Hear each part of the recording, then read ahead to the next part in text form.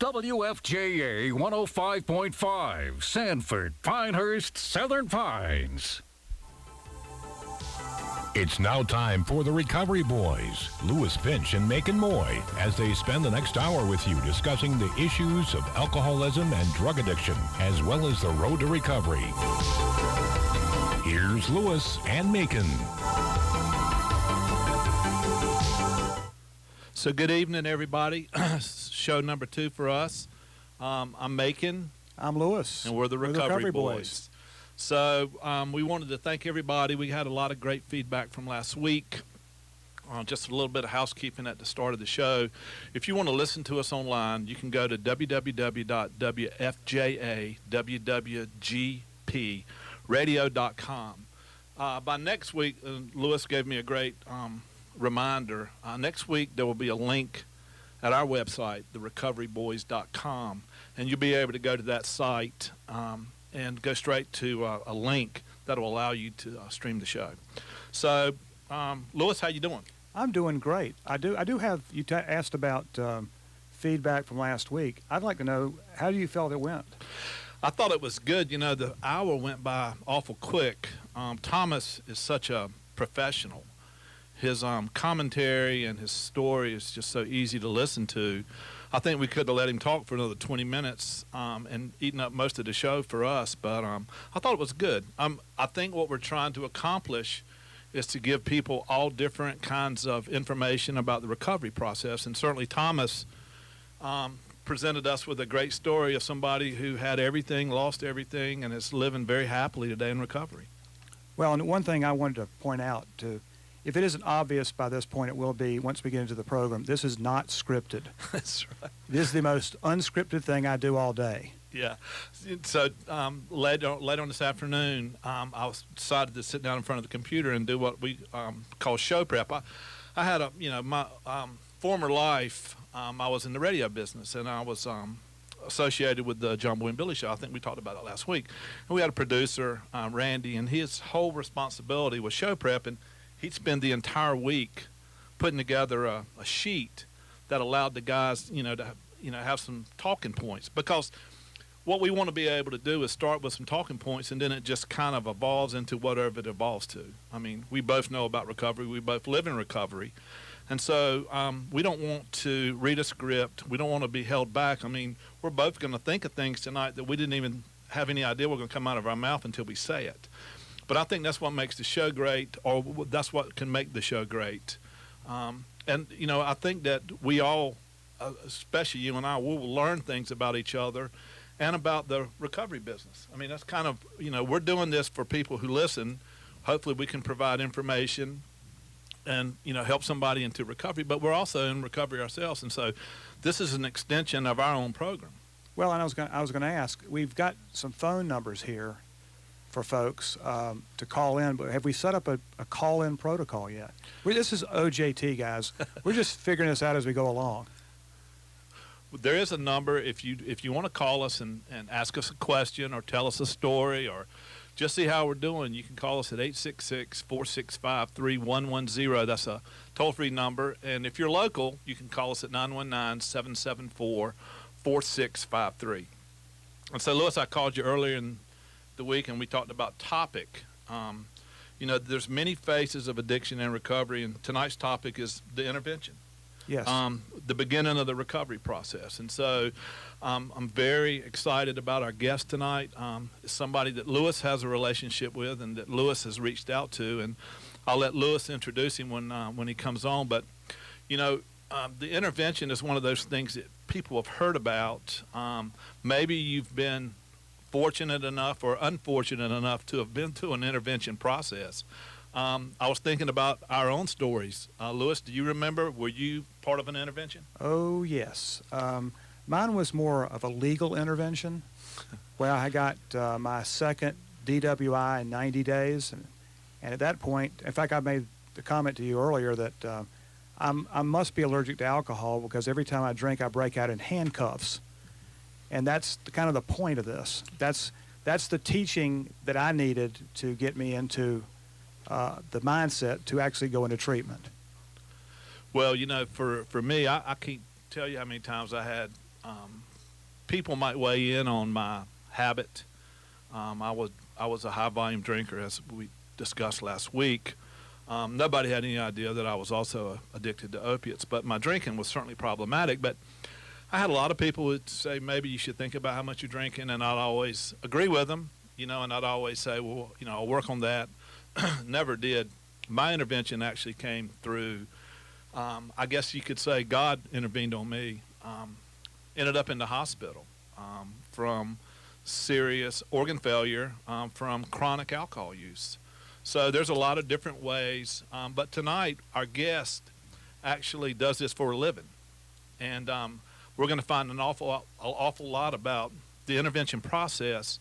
And especially one of the things, I did a lot of research on him this week, and I'm fascinated with his work as a sober coach, which is it's a new part of the recovery industry. Some people that go into treatment hire sober escorts. You may get a sober escort to treatment. You may hire somebody to go into treatment with you so that you have some kind of comfort or some kind of buddy while you're in treatment. But where you really need some help, I think, is post-treatment, aftercare. You need somebody who you're accountable to. And I think that's probably one of the things that we see with the sober coach profession. It is new in the industry, but I'm fascinated with it because I think that it was important for me personally to have people that I could talk to. And so I'm looking forward to your guest and hear how he interacts with his clients. Well, we all do better when we have people to follow, right? In any profession, any endeavor we take on. I think they're called mentors.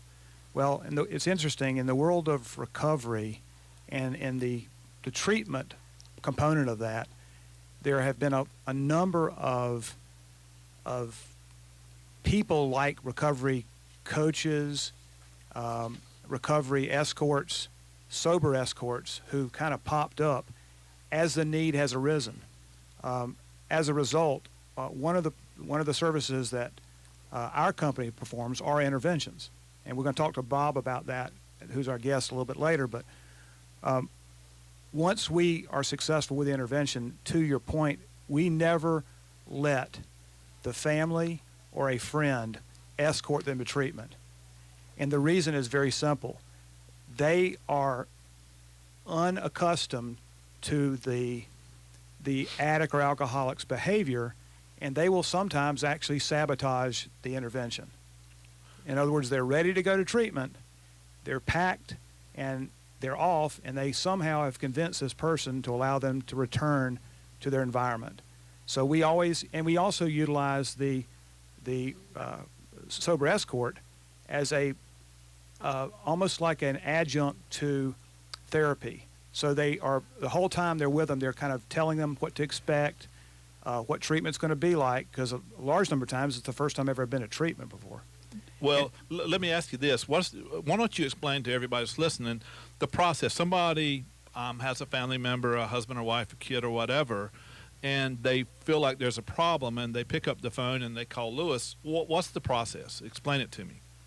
All right. In general, it's as you said, we would get a phone call from a family member or a friend, in some cases an employer. And at this point, they've gone through a series of debacles, for lack of a better word, crises that have culminated in this phone call. And they are at wit's end. It's usually, we call it triage mode. So we get the triage phone call. They don't know what to do. And we usually set up the family, the friends, and or the employer to come in and talk with us to determine the level of problem we have on our hands. We do a complete history, and I hope Bob will go into some of this because everybody does it a little different. We go into a complete history of their behavior. Because let's be honest, if I could drink and do drugs and nothing were to happen, if the behaviors didn't affect anybody or anything, I'd still be doing it. Yep. It's all about the behavior behind the alcohol and the drugs. So we kind of go over a history of the behaviors. based on their usage and determine where they are in the process, and then where the family, friends, and employer are as far as, is this their bottom, which we refer to in recovery? Are they ready to stop this calamity from continuing? Because if they're not, the process is not going to take shape very well. And then we will meet with them, we'll map out a strategy, and we will determine a time to where we can actually step in and do our thing. Now, there are a number of ways to do an intervention, and I think are you going to address some of the different ways to handle it? Well, there's a lot of different techniques. I mean, I was doing some research earlier today, and it says here, and one of the magazines or one of the websites that I found, psychological interventions are an essential part of the treatment regimen, and efforts should be made to integrate evidence-based interventions in all substance use disorder treatment programs. And so there's motivational interviewing techniques, there is CBT, cognitive behavioral training, but it's basically trying to connect. We talk about that, but we had it at dinner, we just had dinner, and we talked about, I think people have probably seen the TV show Intervention, where, they kind of, I won't say they trick somebody, but they bring somebody into a room, it's full of people, it's a surprise, everybody's written a letter, and that's one type of intervention, but there are other types of interventions. Yeah, there. In my world, there are variations on a theme, but there are two basic methods for intervening on someone. There is what I refer to as the surprise method. It has a name to it. It's called the Johnson model, and it's where everybody gathers, they plan this thing, and then they surprise the individual, probably because the person won't stay still. So they're all constantly on the move, and you really have one opportunity to get in front of them to present them with this emotional plea.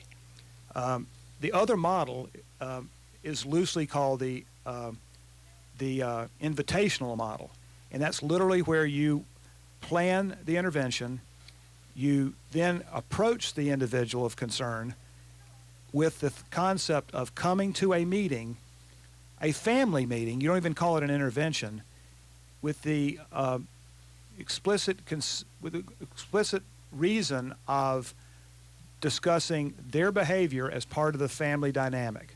So the family's willing to get help, and they want to make them a part of the process. So it's not all about the individual, because even if the individual says, no, I'm not going to come to the meeting, the family is going to change its behavior. So you have a conversation with the family about, and we call it enabling. I mean, 9 times out of 10, the family's participating in the addict or alcoholic's behavior by providing resources. And yes. So that's always one of those big hurdles. I mean, I know that if somebody came to me and told me that I needed to let my child sleep outside to learn a lesson or to experience the pain that they need, it would be a hard decision for me. I mean, I know it's the right thing to do, but that's a personal, for me to go to sleep at night wondering what's going on with my child would be a hard thing to talk about.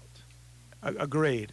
And what we try to stress to families and by the time they make it to us, they have exhausted all of the resources they have, both physical resources and mental resources, to get their loved one into treatment with zero results, at least the ones they want. And they've come to us out of desperation. So what we basically tell them is, well, you can continue doing what you're doing, but I can pretty much tell you what the results are going to be, 6 months, 8 months, a year down the line. And by the way, if you don't try something different, the likelihood of them not being here, because that's really what we're talking about, is death. That's right. Right? And Yep. we're talking about these, and we're talking, I think what you and I are talking about primarily are these kids that are dropping like flies. Now, they're not all that age, but when you get to that point where you're consuming so much of a certain substance that you are on death's door every time you use it, every second is critical for them getting help. Well, it'll be interesting to hear Bob's take on it. Why don't you go ahead and tell our listeners who we're going to have on the phone tonight? Yeah, Bob Marrier is the gentleman who we're going to be talking with tonight. And Bob and I met in Austin, Texas. I want to say it's been at least 2.5 years ago at an intervention training. And Bob's story is a little bit different than mine in that that's all Bob does. That and sober coaching as well. But he's Bob in Canada. You have to be licensed to hold an intervention. You just can't. It's almost like a therapist. You have to go through a training. You have to be approved to do them, and you have to hold a license. At least that's my understanding. And Bob and I met at a training. Bob is from Montreal, Canada. He came all the way down to Austin, Texas, and he and I struck up a friendship. And from that we've held together this friendship over the last 2.5+ years. That is, and Bob is actually, it's interesting. Bob's probably 10 years younger than me, maybe more, and he's my mentor. I really do. I look up to Bob. The way he conducts his interventions is extraordinary. I've actually sat in on one of his interventions as his second chair, which basically means I get to carry his luggage from the car into the hotel. Yeah. But I got to witness how he does his job, and he's a master at it. Well, Bob, I think is welcome to the show, Bob. I think Bob was listening to those glowing remarks. Oh, Lord. Oh, my God. I'll never... Yeah. By the way, the check is in the mail, Louis. Listen, it's a pleasure. It's interesting. By the way, Louis, it was 3.5 years ago. So I remember because it's been that much fun being your friend for that time. And it's a pleasure to be able to come on the air tonight and talk with you guys. So how can I help you? Well, hey, Bob, I want to introduce myself. My name's Macon. It's a pleasure. Yeah. I've read about you, and Louis has certainly given me a lot of information about you. So we really wanted to thank you for coming on and giving us some wisdom, some of the things that you've learned while you've been doing what you're doing. Right. Well, I'm all yours. How can I? What would you like to know, and how can I articulate some proper thoughts on how to do it? I can tell you to start though. Before I'll predicate all this, interventions have changed. I've been doing this professionally, meaning I actually started working in this business and making a living from doing it, and they have changed in the way we approach them. It's the Vernon Johnson model of intervention is what I use. I'm trained in other methods, but that's the one, the tried and true one. I know usually your listeners would go, well, what's a Vernon Johnson intervention? If you see the TV show Intervention, that is what they're showing you there. And this is a man that started the process of bringing a group of people that are concerned together and, basically creating a mandate within the family or within a group of concerned friends. And every intervention should be spawned out of love and concern. When you're going to talk to someone that doesn't want to talk to you, they don't, Louis, I worked with Louis on this one particular case. This woman did not jump in the car willingly. We had to convince her. And there's no coercion, but there is a constant, I've got the family trained on what they're going to say, and we're going to stay on that. There's going to be no, I could go, but I'd like to go tomorrow. No, we're leaving. It's now. And we stay steady with that. We don't yell. We don't raise your voice. You do this properly. And I've become a student of the game, and I really enjoy the process. You never lie to these people. Listen, and there are interventionists out there that will go, and there'll be people that are listening to the show and say, my intervention told me on Tuesdays it was hooker night, and we'd have our phone and whatever else. And that's a coercion. And ostensibly, you're now bringing a problem into treatment. So this guy's kick at the can of his sobriety going into this, we have now brought like a guy that is a non-willing combatant because he was lied to in the onset. So that's not good to do that. I tell people the truth. Like, I think of Ted Knight in Caddyshack. You'll have nothing and you'll like it. But really and truly, you're doing a disservice if you lie, if you start something, because that starts right off the bat. And the treatment center who's like, oh, this interventionist brought me, little Johnny here. Little Johnny's got, he's terribly upset because he was lied to. So that's the stuff, and I predicate when I start these talks. It's like, this is what we're trying to do. If you're lucky, when you get to go do an intervention and you do it properly, you have a guy that's going to come to do something he doesn't want to do, and you want to support that. So that's where I'd like to start. My opening statement is that. So, cool. What do you think? What are your thoughts? Well, again, just being a part of that world that you described, to me is fascinating. I didn't even know it existed until I went to work for a treatment center. But could you kind of give us some backstory, Bob, as to how you got into this? Interesting. Of course, I have my own recovery. They never cross. My recovery and me going to meetings and having my own fellowship and stuff like that, meaning a fellowship that we're not supposed to talk about on press, radio, and films, but I do, because my anonymity your anonymity is sacred to me, but mine is really. I go to AA. I become a very good member. I get into my recovery, and of course, it took years before I felt solid enough to become this guy. How did I get to where I'm at in the intervention game? See, my ADD is kicking in here. I've just had a very filling steak. I'm a 54-year-old man from Montreal, Canada. I said, again, I'm going to take it all the way back. You guys are probably rolling your eyes. DNA to present day, guys. I'm a baby of 6 kids. Grew up in a happy household. There was nothing bad that really had happened. But by the time I'm in my teens, I'm a heavy drinker. I come from a province in Canada, a French province, where the drinking age is 18, and it's merely a suggestion. Alcohol it's much like Europe. Being from Montreal, alcohol is readily available. There was no one asking you for 21. The drinking age here is 18 in this province, and again, it's very, very, very, very lax.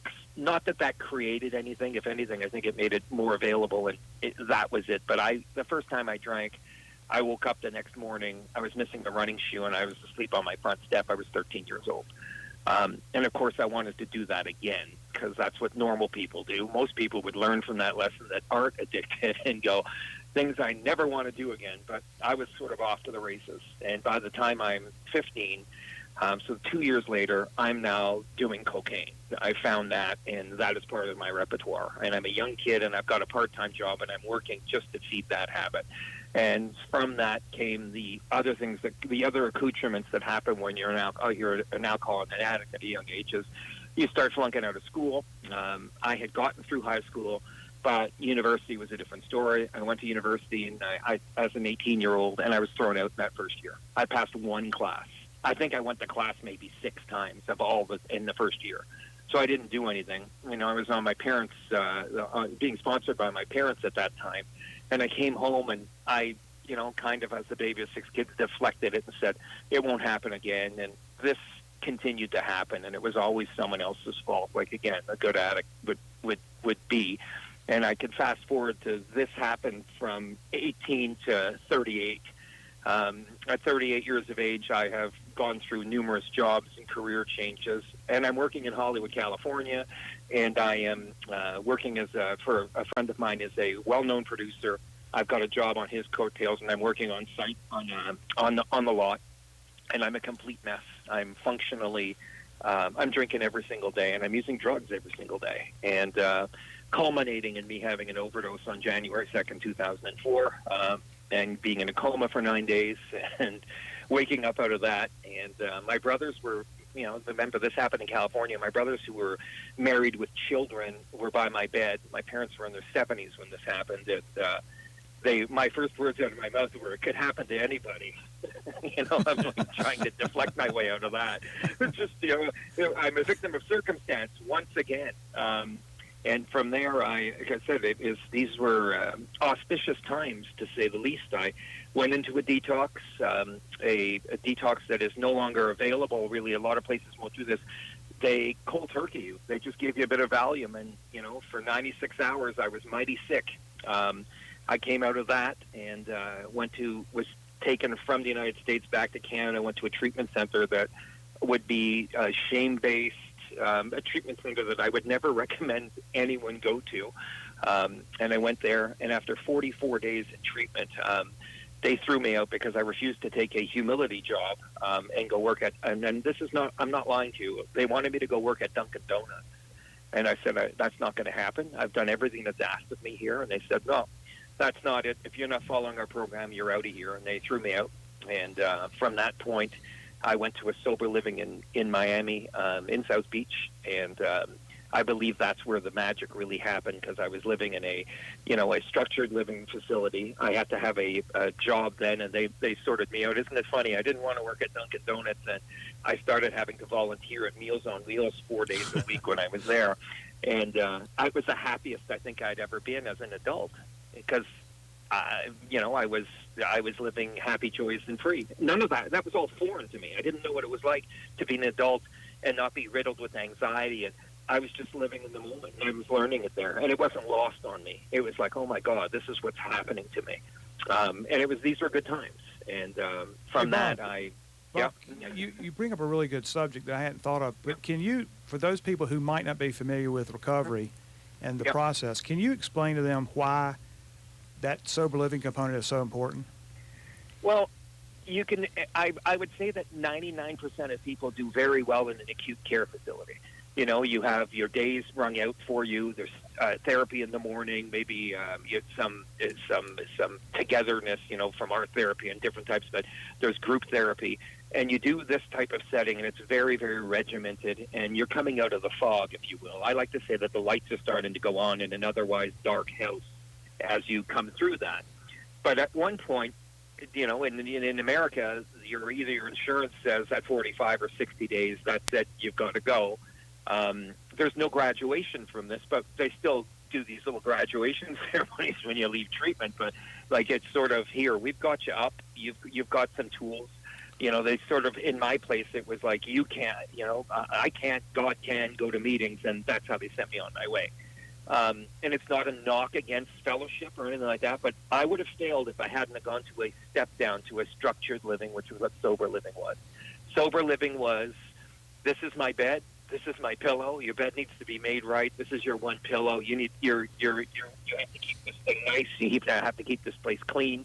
These are the things that would have been difficult for me, and I learned that. But what I really learned in sober living was to get along with other gentlemen that were in the same place as me, and if you will, starting over their lives. And I learned to go to fellowship, and I learned to be accountable for myself. That wouldn't have happened in the acute care facility. This was like they've taken the training wheels off, and you're allowed out till 11 o'clock at night, and when you come home, you better not have drank because they test you.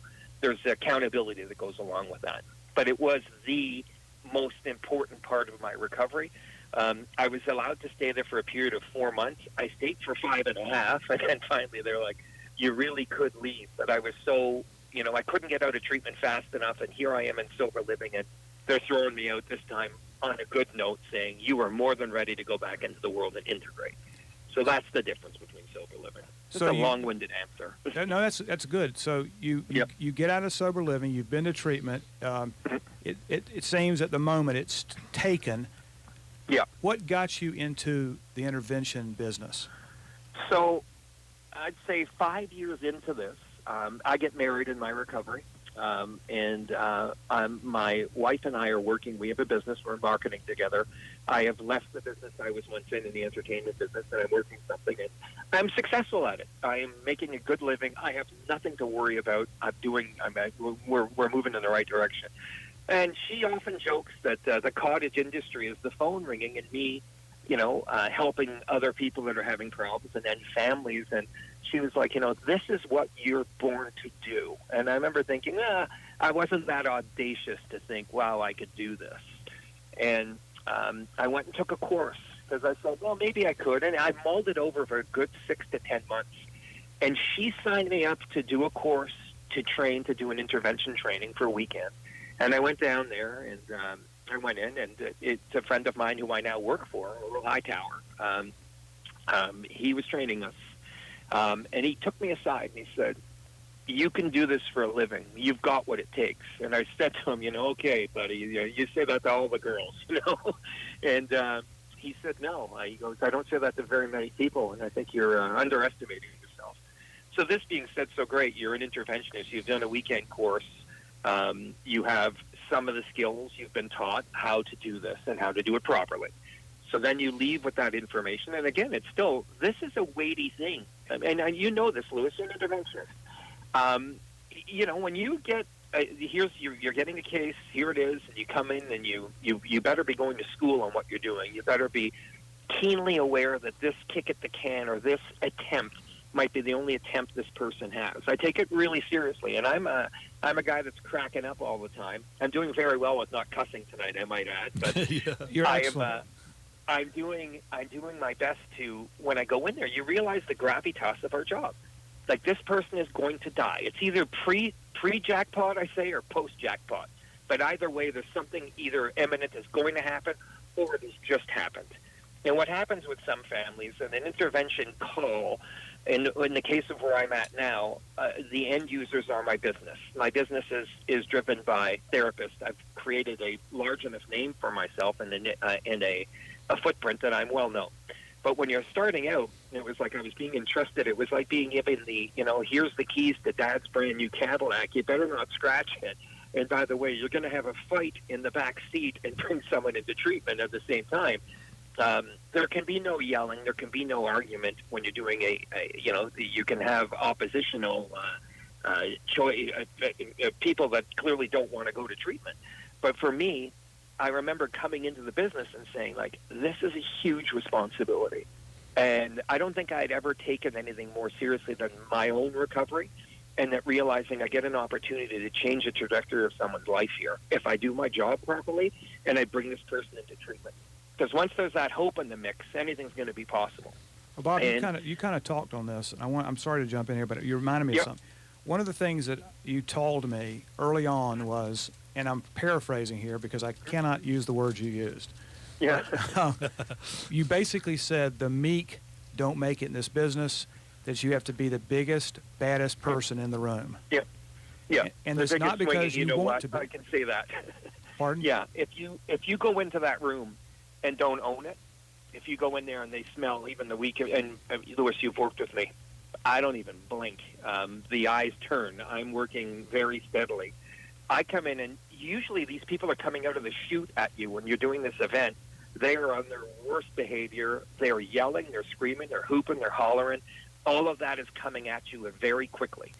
And my job is to defuse that or disarm that situation. Well, there's one way of doing that. First of all, if you go up into the volume that person's yelling at you at, you've lost.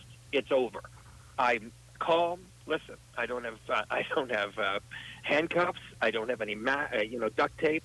I just want to have a conversation. You are loved here. These people came together and took time out of their day to come here and talk to you. Oh, I don't need help. I don't want help. I don't know who you are. Get out of my face. And you rechange that. It's amazing how you can disarm someone by just speaking at a low volume, having your hands up, going, it's okay, I understand, I'm a stranger, it sucks. And sitting them down, and you've prepared the family to do this thing, and they're ready, and we've written letters, and we go around in circles, and we say our things, and will you accept help today? And no, I'm not going, and you keep doing that, and we go around and around. The case we worked, you and I, Lewis, there were 4 people in that room, and we went around and around in circles till, I always say we take out the machine gun and you go around till you knock them down. We didn't raise our voice. We stayed she needed to be gentle. She needed to be safe, and away we went. But you saw, I remember you being so amazed by how we took someone that didn't want to do something and how we turned it into a positive. We did that by owning the room.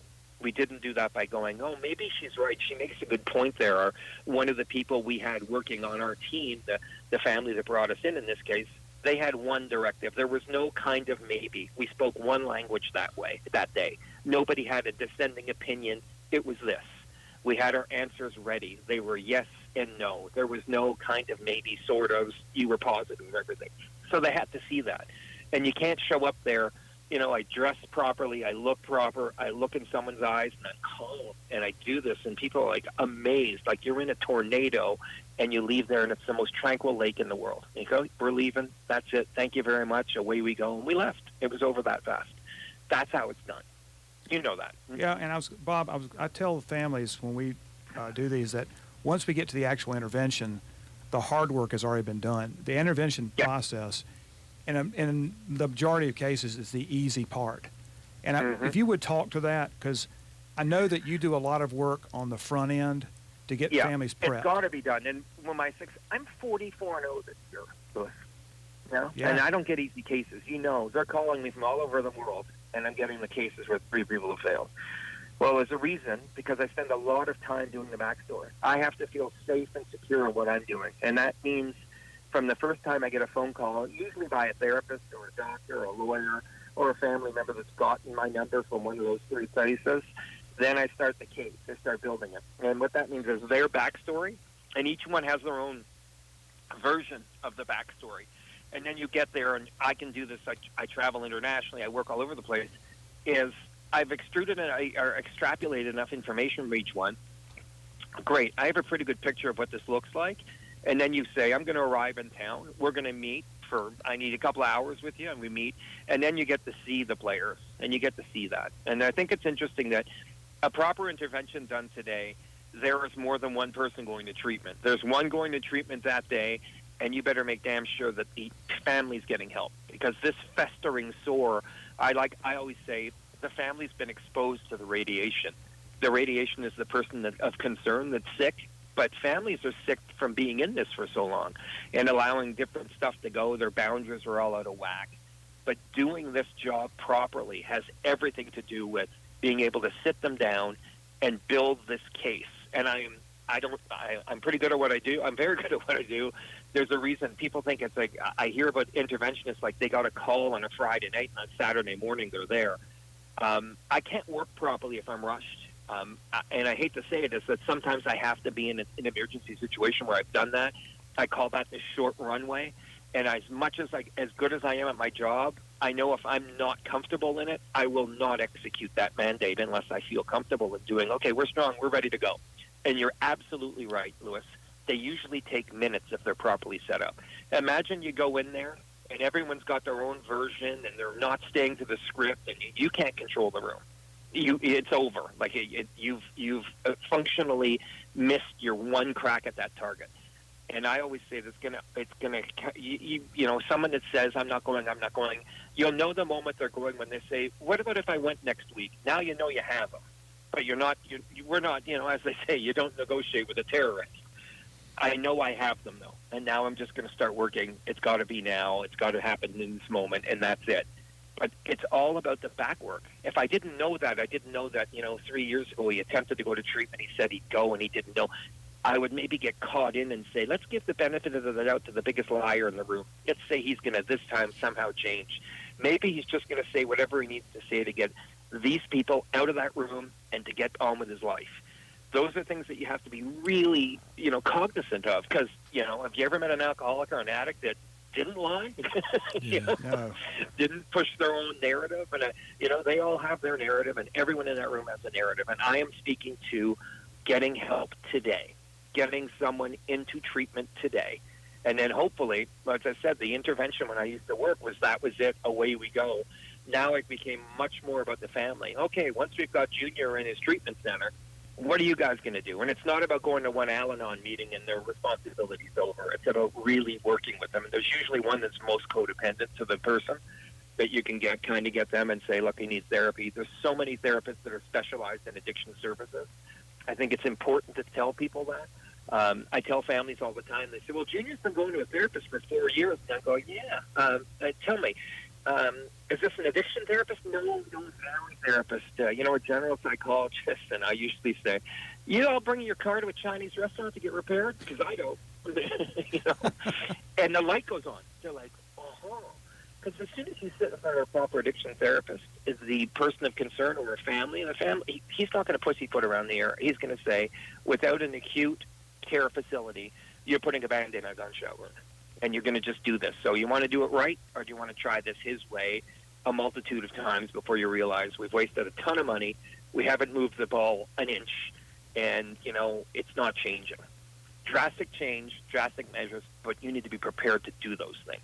And if you're not doing your backstory, you're going to fail. It's over before it starts. So, Bob, you kind of touched on this earlier, but what has been the longest intervention and the shortest intervention you've ever done? The actual intervention component. Okay, I'll start with the shortest, and I'm going to tell you this because I got a picture of this guy's 3-year medallion a few weeks ago, and I walked into this guy's home, and he had my name in, and he was like, it was like Santa Claus was coming into his house. He knew me from the Vice thing. He was a 30-year-old guy drinking himself to death, and he was so excited. His name is Colin. Obviously, I can't say more than that, his last name. And he is studying addiction services at McMaster University, which is just outside of Toronto.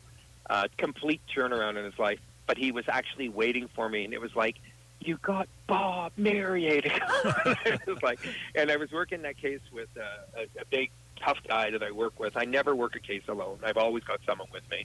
And he just looked at me and said, "Is that easy?" And I was like, yeah.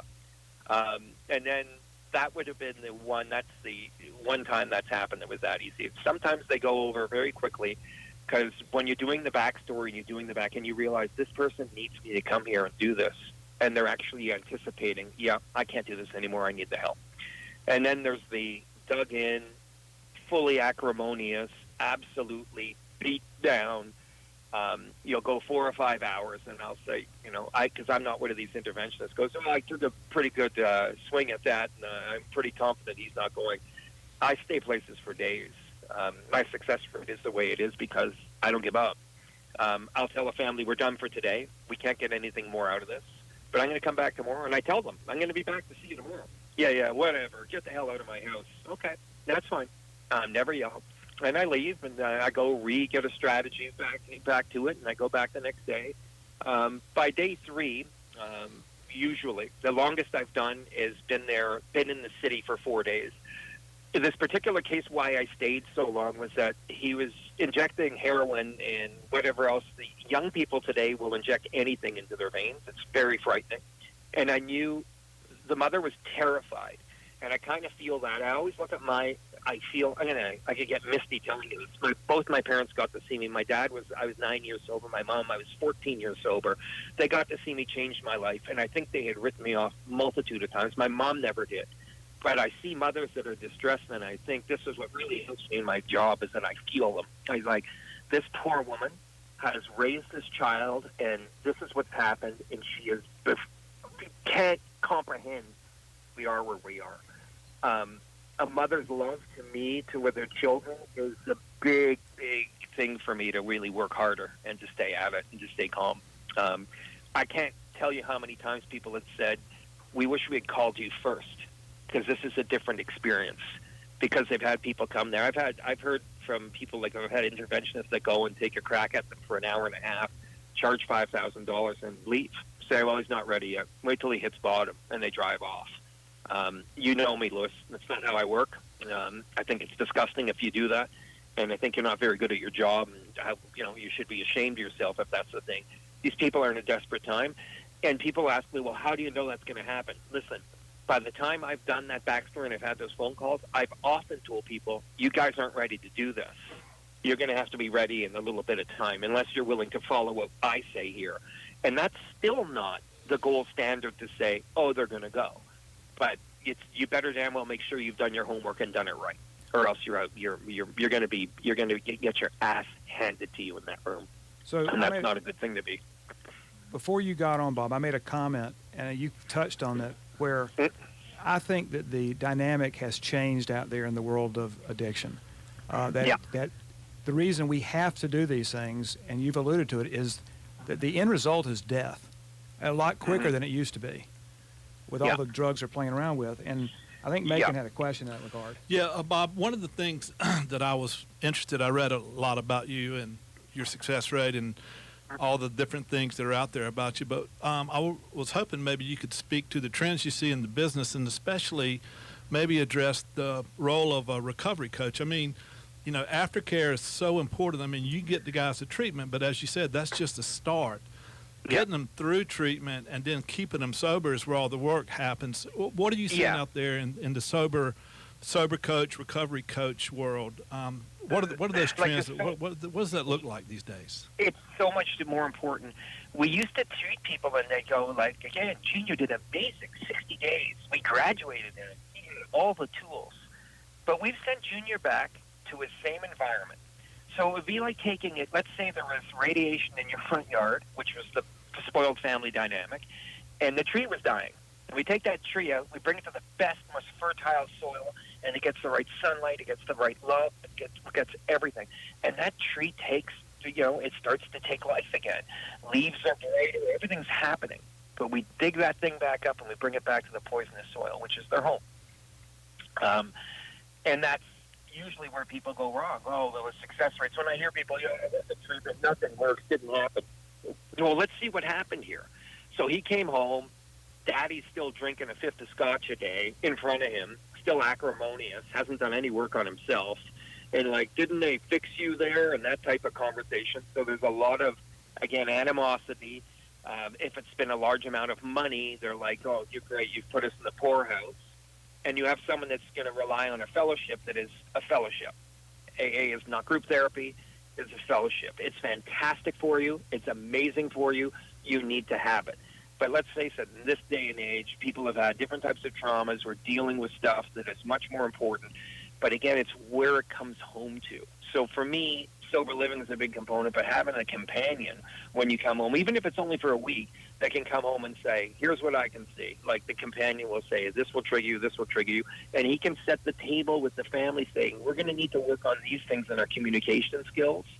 This can be a chronic relapsing disease, or some people get it. I know a lot of people that went to treatment, myself included, that went to one treatment, went through this, and engaged my recovery process, and here I am. So again, you become keenly aware that if you're able to set up the family and get this better and have someone there to get through the pitfalls, have someone there in the first week if he's been out of town for treatment to just take him to meetings that more fit his style. You know this. I don't give a damn what city you're in. There is something for all shapes and sizes of every people. There's some meetings that I might not gravitate towards that are fine meetings, but my person needs to find somewhere where he can find his team, his squad, his bunch of people that resonate with him. If he goes to a couple of meetings, and imagine some meetings are gong shows. You know that. If you're in recovery, you go to some meetings and go, what the hell just happened in there? Well, I went to a meeting, and the only thing I got was the speaker's name. I didn't get anything else. Nothing resonated with me. Well, in this case, the recovery coach is going to take you there and look at them and, do some pre-planning. What meetings are good for a person of this age? What do they look like? Some meetings are more religious. Some fellowships are more hip. Some that, to find the right fit and to get people to engage that process. And, hey, for some reason, it's hard to find someone. Just to find a sponsor is like nerve-wracking and a large amount of anxiety. Bring in the recovery coach. This guy's pretty good. What do you think of him? Let's talk. They don't realize it's not like buying a house. If it doesn't work out, we can go to someone else. But to learn that and the coaching part of that, the aspect of that going, he's showing me the ropes. He's not even from my hood, and he knows how to do this. So the person starts to gain some footing and some confidence. And the coach is going to be able to say to the family, hey, he's pretty nervous about this, or tell me what's happening with that, or his job, or this. Air is a trigger for an addict. Air. All right? When people said this happened, and air is a trigger. Anything can trigger me. If I'm breathing, if my eyes are open, I could be triggered if I allow that to happen. But if a coach is in there saying, I usually have my coaches say that, there's a trigger. What are you going to do? You're breathing. So you have to become keenly aware of your surroundings and help people acclimatize to where they're at. Or maybe we come home, the coach comes home and says, dude, you cannot stay sober in this environment. We got to make an alternate plan. And you go to the family and say, you've invested $60,000 into this process, and we are going to fail miserably, or we're going to have to get...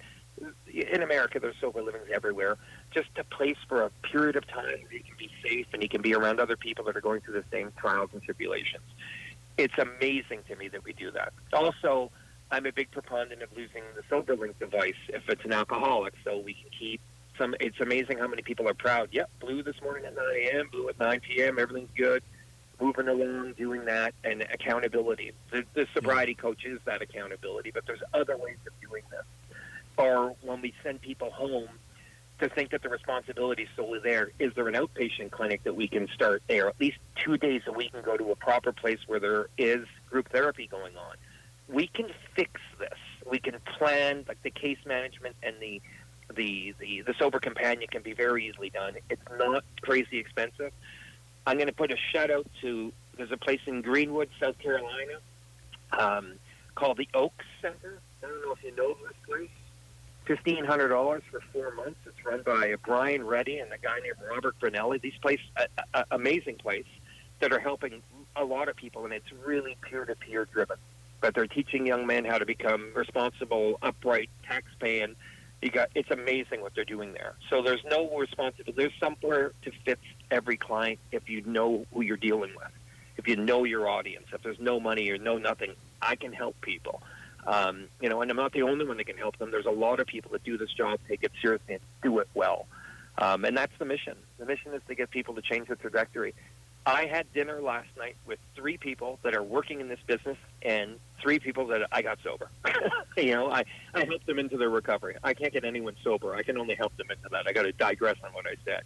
But it's pretty uplifting to see people change the trajectory of their lives. And many of the best guys in this business met someone that changed their life and met someone that said, you can make a difference and you will count for this, and it's amazing. And again, when there's hope in the mix, anything can happen.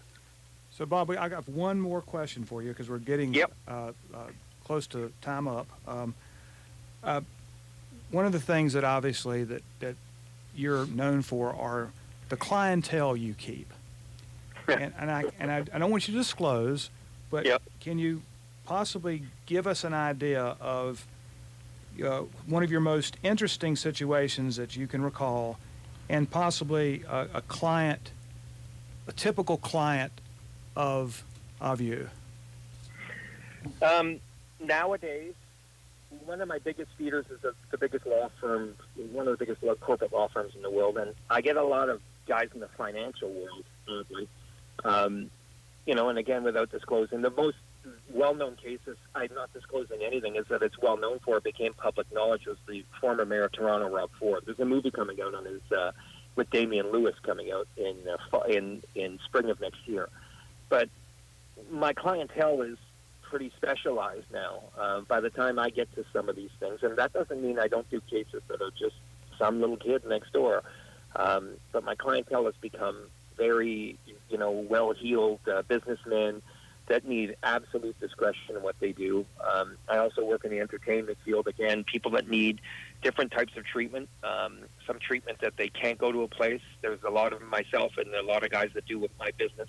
We do concierge detoxes. We set up anywhere in America. We go to their town, or we go to take them to a neutral location, detox them, get them the proper, like a kind of MASH unit where we can get them the help they need and have intensive done around the clock. Again, that's not for every client, but that happens. I've done 6 of those this year, and we're in October. So this is, again, the clientele that I do get, and that comes with years and years in the business. They're not all like that. And again, most people just need a chance where they can be treated right. If you're taking an entertainer or someone to what I call a factory farm, and those are the Betty Fords and stuff, how good a shake do they get if they're being treated specially in there? Like, some places are not created equal. I think the world of a treatment center in my hometown that's very well taken, unlike any other one, because everyone's doing one thing. And I got Chatsworth Pavilion in Montreal. I love working with this place because there's only 6 people in at a time, and that it's not expensive. By American means, it's very inexpensive. I like working in a smaller grain-fed environment instead of factory farming. That's how I mostly work. And a lot of my clientele likes to be in a smaller place to be well taken care of. That doesn't mean taking to a place where you're getting a massage and you're doing yoga 3 times a day. That doesn't mean that at all. It just means a treatment center where there's the highest impact possible. And a lot of the businessmen I work with can't take a month off. They can't take 28 days off. So how are we going to fit that in? They all have the same traits, a lot of these high-earning guys. They wake up early and they get at the day hard. And it's amazing to see these guys that actually can, once the lights go on, which is pretty quickly, once we can start working, I have very, very good group of traveling guys that I can bring in, guys and girls. I have a crackerjack therapist that's ridiculously strong from Los Angeles that works a lot of these cases with me. But these are cases, again, Louis, to think that there's this is for everyone, it's not. But I have very fortunate that after I'd earned my stripes, if you will, with having, a large public train wreck, it was a 2-sided sword, though. I'm going to finish with that. Like that, I took that case, and I remember the day I had to go and he was leaving treatment, and I was thinking, like, if this guy fails on day 1, I'm going to be a laughingstock. Yeah.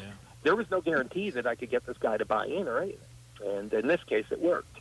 And that helped. That helped a great deal. My phone started to ring, and then I have some success with I had a documentary made about this case on Vice, and that has been seen I don't know how many millions of times. On YouTube says like 300,000 or 400,000, but Vice, its own site, their metrics are millions of people have seen it. And that also helped me inform, like they're going, well, this guy worked with him, and wow, we're going to call him because he can work with us. So it's very interesting how that works. Like I said, I had dinner last night with a founding member of one of the biggest companies in the world, and a couple of my employees were there, and it was kind of interesting who we were sitting with. Again, I can't say, but a very, very prominent world businessman, and how he is where he's at today is shocking, because he thought he'd be so ashamed he couldn't let anyone know, he couldn't do anything, and now he's open, and he tells people who he is and what he went through, and he talks about it. So I think that's as good an answer as I can give without disclosing anything of what I do in the ultra-secret world that I work in, Well, Bob, I just want to thank you for, first of all, for the work you do, and for putting up with me over the last, you say it's 3.5 years, huh? 3.5 years, wow. Yep. How time goes. I'm getting too old. But and also, it'll be 4 in February. So you're right. I recall that now. Yeah. But I do want to. I appreciate you knowing you, and appreciate you being my friend. And and I would be remiss, and I think she's listening tonight. My wife Gloria sends her love. Hi, Gloria. I send my love too. But listen, guys, the world has changed. Recovery is becoming a lot more mainstream. There's no more shame to dealing with. This is not a moral failing. This is a disease. We have a lot more tools to do it. There are a lot of great people working in this business that want to make a difference and help people. And if you can do that, to do your homework. If people are listening to this, do your homework. Don't just go on the internet and get preyed upon. Speak to people. Speak to people that don't ask you for listen, before you run your insurance, you want to ask you to co-pay. Speak to people that want to care, that want to be good to you, and go from there. And there's a big difference in what you can find. A lot of people on the internet that pay to be the first one on there are not necessarily the best people to talk to. And I know I take a lot of phone calls that don't turn into business, but at least I can point people in the right way, which, again, is my pleasure to do because it's my responsibility to do it right. And I hope I get to do that every time I do my work. So, well, Bob, I appreciate your time tonight. I know it's very valuable, and I appreciate all you do. All right, man. Well, listen, I didn't get to talk to you. It was like one-sided, but I hope I helped. Again, you did. Oh, yeah, Bob. It's sober _coach on Instagram. I don't know how, but I have 426,000 followers today. So it works out well, and I try and push something that it helps people. And it's crazy in the modern day how many people start a conversation on there with me by IMing me. I do have someone that manages that site, but I have a young girl that's in recovery that handles it. She gets me on the phone with people. This guy really needs their help. You think you can give him a call? And I'll say, yeah, let me talk to him. And that can turn into business, and it can turn into helping someone. And that's what we should be doing at all times. Just because someone can't pay you doesn't mean you have to leave them on the side of the road. You need to be able to help them. And it's a real responsibility. And then also, when I get to see people that have changed their trajectory and you go, wow, I had something to do with that, it's really interesting. And I love the job.